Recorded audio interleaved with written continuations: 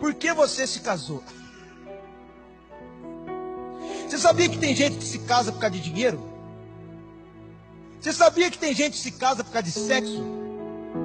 Você sabia que tem gente que se casa por causa de carências emocionais? Deve ser por isso que 80% para cima dos casamentos hoje no Brasil dão em divórcio. Porque não entende a prioridade do casamento. O casamento é uma instituição criada por Deus, que em primeiro lugar ela é espiritual, em segundo lugar ela é sentimental, e em terceiro lugar é sexual ou carnal. Mas qual é a motivação primária do terceiro para o primeiro? Há uma inversão de valores e de papéis. Você já parou? Eu vou fazer a pergunta de novo. Você se casou por quê? Ou para quê? E eu vou dizer para você que a Bíblia dá um motivo do casamento.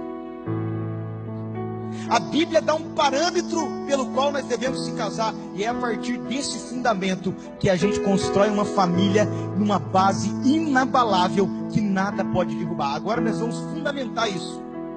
Você quer ver o motivo? Abre aí, João. Efésios capítulo 5, versículo 31. Tem um motivo pelo casamento.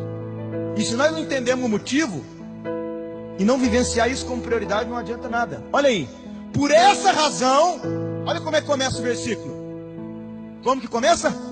Por essa razão, ou seja, por esse motivo, o homem deixará pai e mãe e se unirá à sua mulher, e os dois se tornarão uma só carne. Que razão é essa?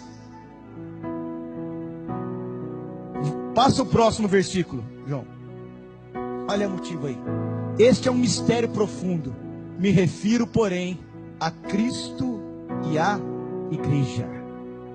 E olha no verso 30, ele está falando assim, ó, no qual constituiu Cristo e a igreja, que é o seu corpo.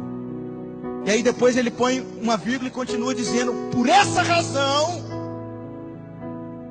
o homem que se casa. Que razão é essa? Se você olhar o contexto, nós estamos falando do propósito eterno de Deus. Sabe qual é o propósito eterno de Deus? O reino de Deus, a igreja e o cabeça que é Cristo.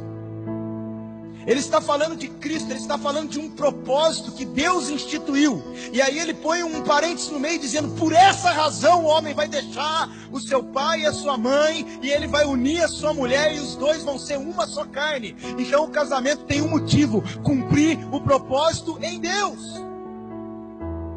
Então começa a pegar isso que eu vou te dizer. Casamento não é para suprir carência, é para cumprir propósito. Casamento não é para estabilizar a vida, é para cumprir um plano estabelecido por Deus.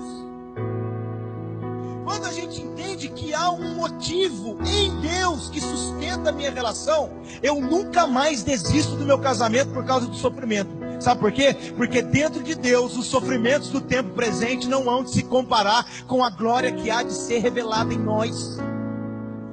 Quando eu entendo que existe um motivo em Deus para o meu casamento não tem a ver comigo, com as minhas vontades e os meus anseios, mas ele é um propósito para Deus. Quando eu entendo esse princípio, as tribulações não arrastam meu casamento, porque dentro de Deus a tribulação produz paciência, paciência, experiência, e a experiência, esperança.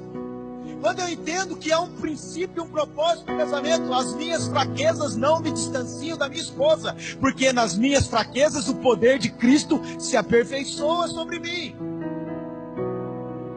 Então eu vou te dizer o que eu aprendi quando eu casei. Alguém me disse assim: cuide para que a sua esposa ame mais a Deus do que a você. Essa é a garantia que você vai sempre ter ela com você. E mesma coisa disseram para Débora: cuide para que o Fabrício ame a Deus mais do que a você, porque isso vai proteger a sua relação. Essa é a razão. E ele continua: é um grande mistério. Eu estou falando de Cristo, querido. O teu casamento é a figura do propósito de Deus. O esposo e a esposa se ajuntando, a cabeça se ajuntando com o corpo para vir um governo de Deus sobre essa terra. O seu casamento é o reflexo do que Deus quer fazer na terra.